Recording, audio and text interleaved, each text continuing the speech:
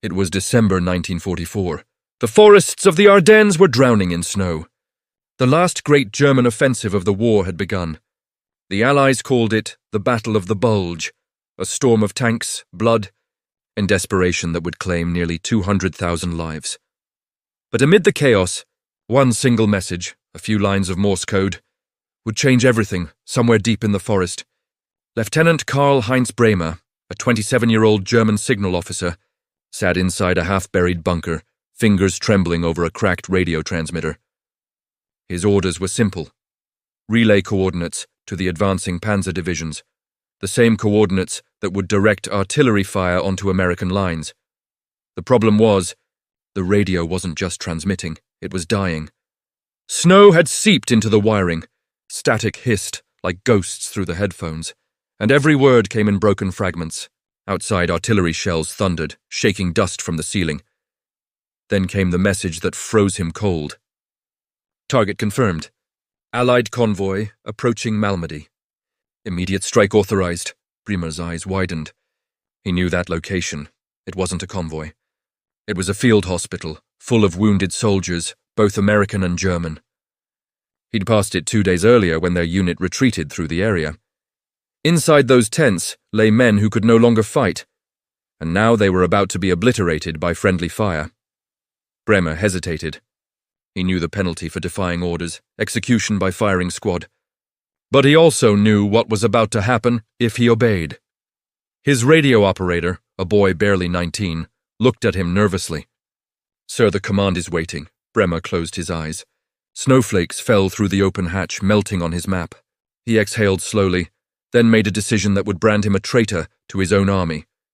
He reached for the microphone and whispered into the static, "Signal lost." Repeat, transmission jammed. In that moment, a lie became a shield. The artillery never received the coordinates. The shells never fell on that field hospital. Hundreds of wounded men, enemies and allies alike, lived because one man disobeyed. But the story didn't end there. By the next morning, the German command suspected something. A communications officer noticed that one of the radio logs had been altered. Bremer and his operator were arrested, interrogated, and beaten. They denied everything.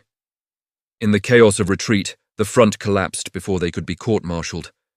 The officers in charge were either killed or captured. Bremer's act, that small flicker of defiance, vanished in the storm of war, or so it seemed. 2 weeks later, American forces advanced into the same forest. They found the abandoned German outpost, and inside, a shattered transmitter, still connected to a power line. Beneath it, an Allied codebreaker named Sergeant Tom Whitaker discovered the radio log. Something caught his attention. A missing entry. A deliberate gap in the coordinates.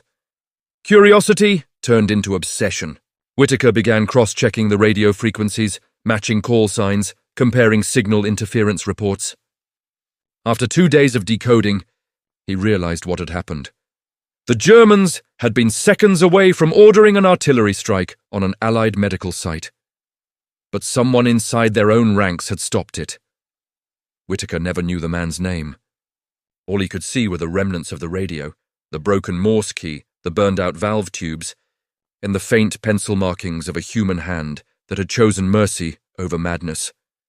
He wrote in his report, "Unknown German signal operator prevented the destruction of Field Hospital 14 near Malmedy. Estimated 320 wounded personnel survived as result." The entry was filed away, buried in Allied archives. Forgotten for decades. Years later, in 1965, a historian at the University of Bonn stumbled upon Bremer's name in a captured Wehrmacht communication log. Intrigued, he tracked down surviving veterans from Bremer's regiment. One of them remembered the night clearly. The officer who ordered his men to fall back. The one who refused to fire on the hospital, saying, "The war will end soon. Let something human remain." That phrase, "let something human remain," became the title of a documentary released 20 years later. When the world finally learned the truth, Karl-Heinz Bremer was already gone. He had died in obscurity in 1953, working as a mechanic in Hamburg. He never told anyone what he had done that night. But the evidence was undeniable. The altered radio log, the intercepted transmissions, the American survivor accounts. all pointed to one act of courage that had saved hundreds of lives. In an interview decades later, one of the American medics who survived the Malmedy hospital said, "We thought the Germans had spared us by mistake. Turns out one of them just decided not to stop being human. History remembers the great battles, the tanks, the generals, the victories. But sometimes it's the smallest act, the quietest moment of defiance, that echoes the loudest, a single message, or in this case, the lack of one, stopped one of WWII's deadliest strikes." When asked years later what made men like Bremer different, historian Paul Meyer said, "He didn't win the war. He didn't change history. But for the men who lived because of him, he changed everything. And maybe that's what real courage looks like. Not the roar of gunfire, but the silence that saves lives." Winter finally broke over the Ardennes, but the forest still smelled of smoke and iron. By the end of January 1945, the last German counterattack had failed. What remained were miles of burned vehicles, twisted trees, and the ghosts of men who would never go home. Among the wreckage, the American 3rd Armored Division combed through abandoned German positions, documenting everything: weapons, supplies, and intelligence files. In one bunker near St. Vith, an American corporal brushed away snow from a frozen desk and found something strange. A metal box sealed with tape and initials. KHB inside were torn papers, a cracked photo of a woman holding a child, and a half-melted radio key.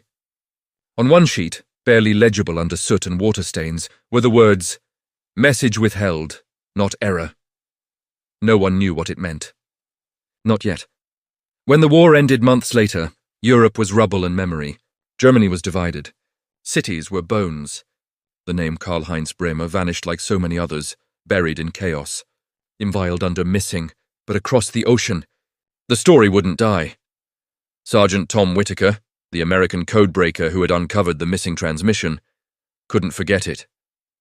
Years later, in 1948, he worked for the newly formed National Security Agency, decoding intercepted Soviet messages.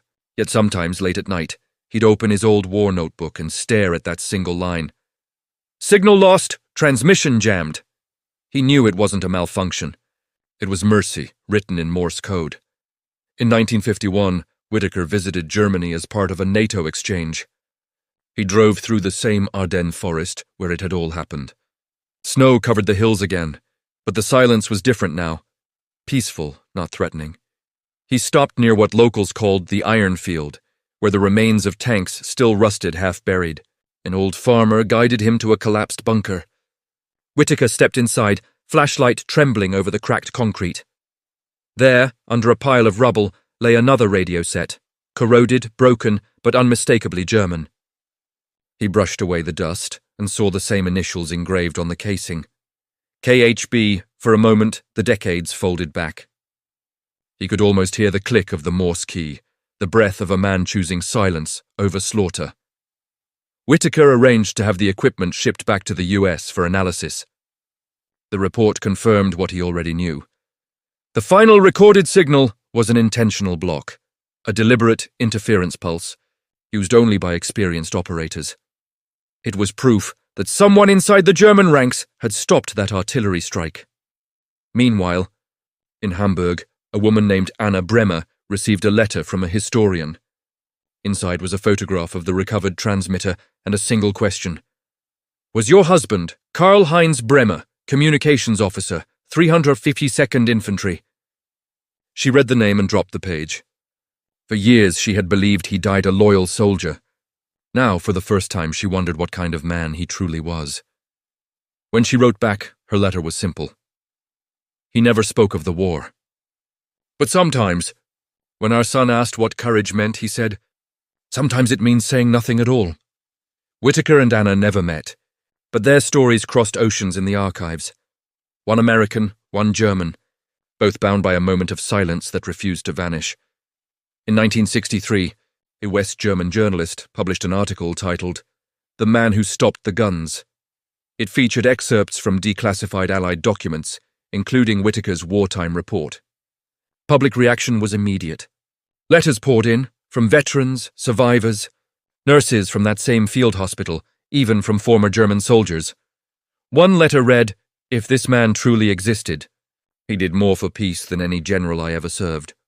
Soon after, a memorial committee proposed a small monument at the site of the old bunker. Not to glorify a nation, but to honor a decision. A simple stone slab was placed there in 1965. It bore no flag, no ranks, no slogans. Only one inscription. In this place, a message was never sent, and hundreds lived. Visitors still come quietly, leaving folded notes in the cracks. For courage, for mercy, for silence, years later, when historians finally pieced the story together, agreed on one thing. It wasn't the grand strategies or speeches that saved those lives. It was one man in a frozen bunker who decided the world had killed enough for one day. That night, by refusing to speak, he said more than any message could. Today, Bremer's story is studied at military academies around the world, not as an act of disobedience, but as an act of conscience. Because even in war, the most brutal theater of obedience, there are moments when humanity breaks through the noise. In an interview before his death, Tom Whitaker said, "He'll never get medals, but when I think about the kind of world I want my children to live in, I'd rather they remember him than any general. The truth is, history remembers victory, but peace remembers mercy, one man, one signal, one breath of silence, and a battle that could have taken hundreds more never happened. And that's how a single message, the one that wasn't sent, stopped one of WWII's deadliest battles." 2 decades after the war, the Ardennes forest had changed. The burned trees had grown back. The frozen earth that once swallowed shells and men now sprouted wildflowers. Only the faint outlines of bunkers remained, buried under moss and memory.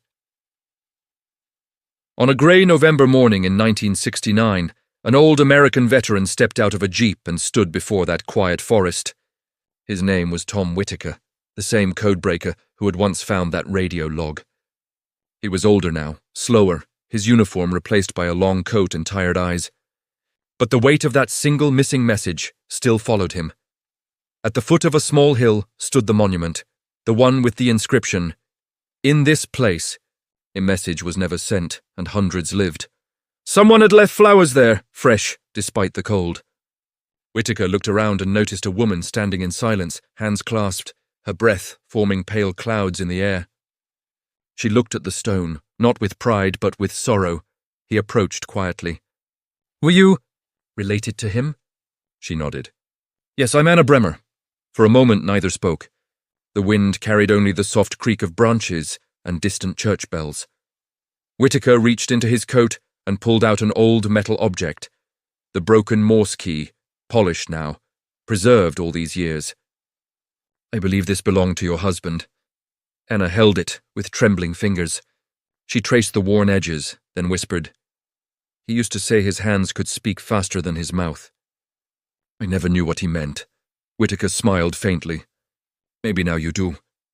They sat together on the stone bench near the monument. Anna told him how Karl-Heinz had returned home after the war, silent, withdrawn, working as a mechanic, never speaking of what he'd done. "He wasn't proud," she said. "He was haunted. He said he heard a voice every night. A voice asking him to choose." Whitaker looked out across the forest. "I think he made the right choice," he said softly. "Because of him, my brother came home from that field hospital.